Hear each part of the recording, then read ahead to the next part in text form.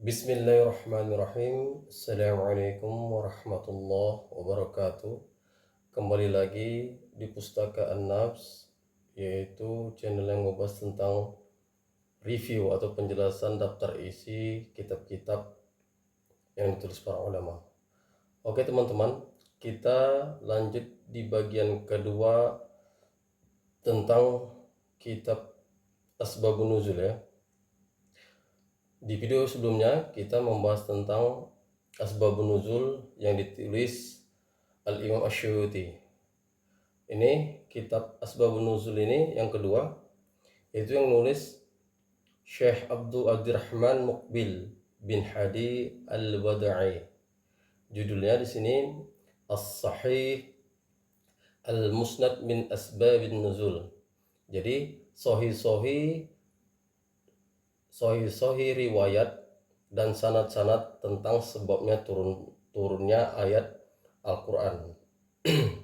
Beliau di sini membahas dari surah Al-Baqarah sampai surah Al-Masad. Teman-teman, surat Al-Masad ini adalah surah Al-Lahab ya. Al-Lahab. Kenapa tidak diawali dari surah Al-Fatihah dan disudahi dengan surat An-Nas? Beliau Syekh Muqbil di dalam kitab ini, di dalam kitab Imam Asyuyuti tentang Asbabun Nuzul, turunnya surah Al-Ikhlas sampai surat An-Nas, beliau menulis di kitab ini periwayatan itu adalah dhaif, periwayatannya lemah. Beliau menulis di catatan kaki. Jadi di kitab Syekh Muqbil ini beliau tidak menuliskan surah Mu'awizat ya, dari Qul Huwallahu Ahad sampai surat An-Nas. Tidak ada, karena menurut beliau periwayatan itu dhaif, lemah periwayatan sanadnya. Dan menurut Imam Asyuyuti dalam kitabnya ini, catatan kakinya, periwayatan itu pun lemah, tetapi Imam Asyuyuti tetap menulis dalam kitabnya. Tetapi Syekh Muqbil tidak, karena Syekh Muqbil di dalam kitab ini hanya meriwayatkan sanad-sanad yang sahih saja, tidak menulis riwayat-riwayat yang dhaif ya, yang bermasalah menurut beliau.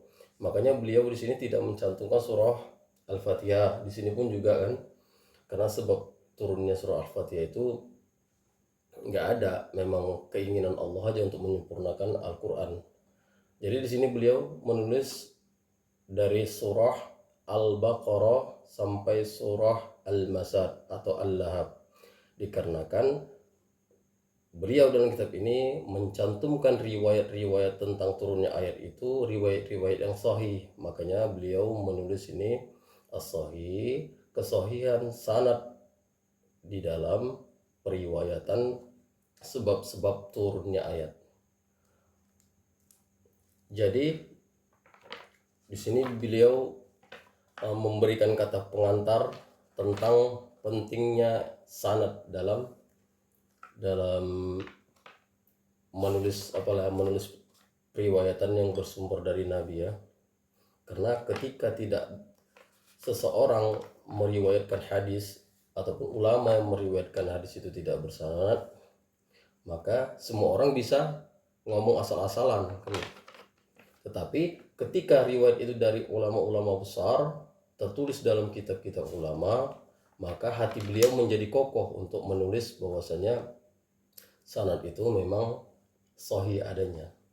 Jadi beliau itu mengutip dari kitab-kitab tafsir ya. Di sini beliau menulis referensinya, teman-teman. Disinilah daftar rujukan utama yang Syekh nukil.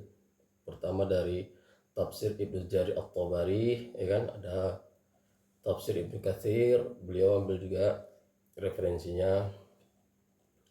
Banyak lagi, sampai dalam Sahih Muslim ada juga, Sahih Bukhari ada juga sanad-sanad yang tertera dalam kitab ini. Al-Mustadrak Al-Hakim ada juga. Jadi intinya perbedaan antara kitab ini dan kitab ini,